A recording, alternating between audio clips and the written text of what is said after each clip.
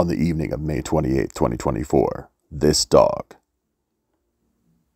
destroyed my gaming TV.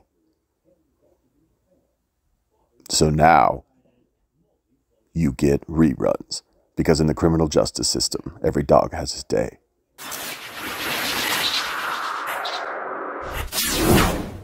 Hey everybody, welcome back to Jeff Bowles Central. We're doing a game review for you today. We're checking out Alan Wake 2 from Remedy Entertainment, which is a pretty highly anticipated sequel to a game that came out 13 years ago, believe it or not, was when the first Alan Wake came out. A bit of a confession, I did not actually play Alan Wake in 2010 when it came out. I have no idea why it wasn't on my radar, but it is a game that I did miss out on that year. Lots of other stuff was coming out at that time, but to tell you the truth, I'm not super into horror gaming. But when a really, really excellent one comes along, like Alan Wake 2, and I already happen to know it's excellent just because of what people have been saying about it and what Remedy has been saying about it, I had to try it. But I didn't get a chance to actually play the original Alan Wake until I checked out the remastered one for Xbox Series X. I checked that out a few months ago, and I loved the original game for its eccentricities, for its boldness as a story telling engine, yeah. But I gotta tell you, Alan Wake 2 just blows it out of the water in every single possible way. Alan Wake 1 was a great game, and it was good for its time, but it hasn't actually aged all that beautifully, believe it or not. If you're a fan of the original one, I dare you to play this one through, and then play the first one and tell me that the first one isn't kind of clunky by comparison, very old-fashioned. And you know, it's 13 years ago, so back then it was cutting edge, so whatever.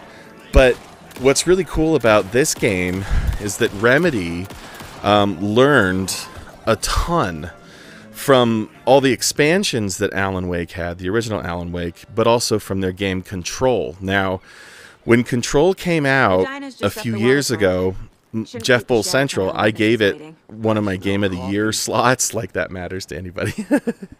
But anyway, I gave it one of my Game of the Year slots, and you know, it was so mind-bending, that game. Like, I loved every second of Control. Holy cow. Like, again, the funny thing is that I actually am a horror writer.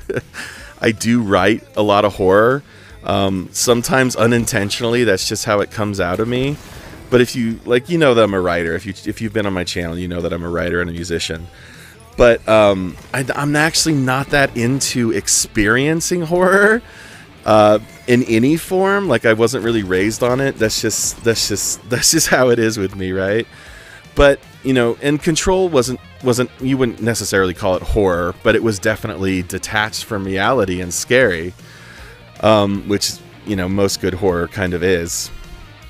I mean, that game had it all going on, but, like, look at this footage from this. This is a music video / dark escapist / dark realm. Everything's infested and evil.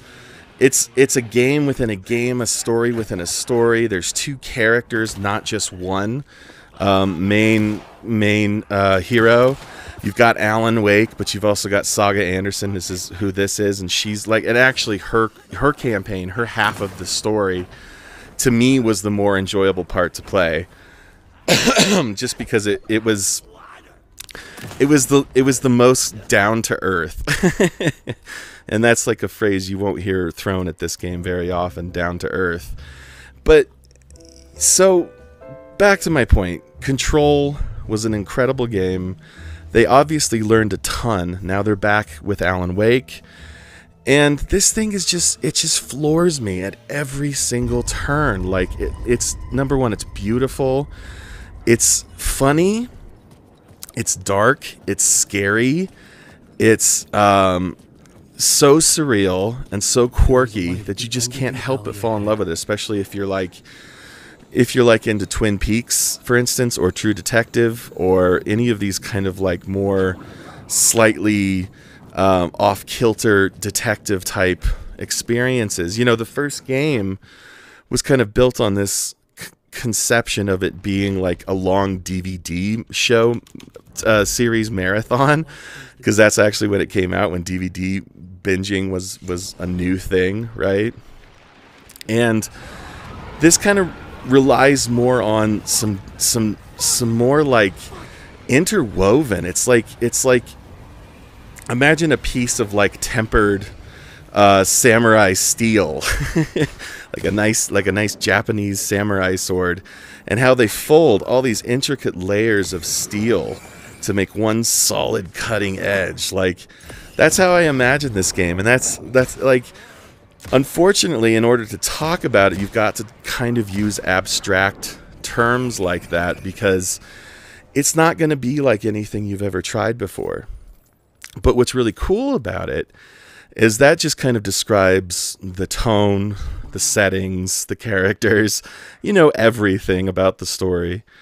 But what it doesn't describe is the action, and the action is actually really spot on. Like, the action in the first Alan Wake was probably one of the better things about it. The action and control, it was consistently excellent, and the action in this game is really, really fun. The actual moment-to-moment combat, all the puzzle solving, just the blending of mixed media. Like a shot like this, where Saga is using her special, well, I don't want to spoil it, but her special ability to see things, connections in cases, as an FBI agent that others couldn't see. Notice how it's mixing like actual rendered video game footage and live action. It's more like the feeling that washes over you as you actually try to experience it. So I'm going to stop talking about abstract things and get you down to brass tacks. So the game itself is maybe like maybe 15 hours all around, maybe 20 hours if you're a completionist. And there are lots of little side things. If you don't explore in this game, you're kind of not doing it right. So all those manuscript pages that Alan was famous for, because this is again, it's hard to explain, but it's a story about a writer who's trapping people in his own creation while being trapped in his creation, while something even darker than all of that is looming. That's about as close as you get to anything completely concrete. Even by the end of the game, you're still kind of shaking your head as to what the whole thing was about. But I don't think you're disappointed. And again, part of that is because the fighting, the combat, the gunplay is just really spot on. They invented this thing where you have to hit your enemies with your flashlight first to kind of burn away the impurity, and then they're open to gunfire, right? But there's also a cool dodge mechanic, and another great thing about Alan Wake 2 is that the enemy variety has been increased significantly. So there's really no horrible way to approach this game. It is mind-bending. The story sucks you in from the first get-go. You can complete most of the levels in any order that you want. You can hop from Saga to Alan and back and forth. So, I mean, I don't know how good of a review that was, but you can tell that I'm kind of glowing about it. Play it if you can stomach it. The horror.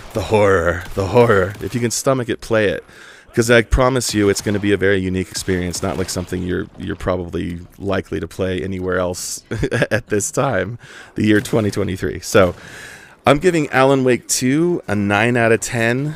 So I reserve 10 out of 10s for truly mind-bending and revolutionary experiences. This is so close to a 10, I can't even tell you. It's definitely better than Alan 1, and I feel it's better than Control. But I love Control too, so don't get me wrong about that. So that's it. Like, subscribe, kablamo!